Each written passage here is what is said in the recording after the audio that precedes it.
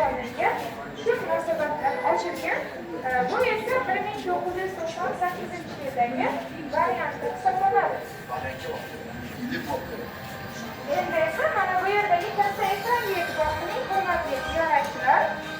Siz bu ekranda Prezidentimiz Shavkat Mirziyoyevning 2017-yil BMTning 78-sessiyasida so'zlagan nutqlaridan parchani ko'ryapsiz.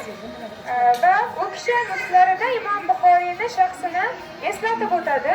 Imom Buxoriy merosini himoya qilish bo'yicha bir qancha ko'rsatma topshiriqlar bergan va video davomida mana shu ko'rsatma topshiriqlarining amaliy jarayoni, ya'ni biz turgan mana shu majmuaning qurilish jarayonlari va bitgandan keyingi jarayonlari ham aks ettirilgan. Orqa tomonda muqaddas Ka'ba go'shti ko'rib turibsiz, hurmatli ziyoratchilar. Bu Ka'ba go'sht birinchi prezidentimizga sovg'a qilingan va hozirda ushbu majmuada saqlab kelinmoqda.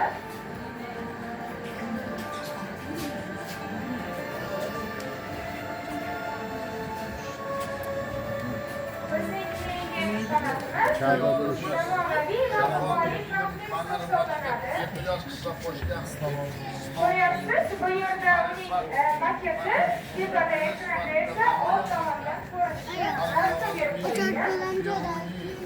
Imom Buxoriy kompleksi 4 ta minoraga ega. Bu minoralarning balandligi 75 metrni tashkil etadi. 14 ta ko'p gumbaz bor.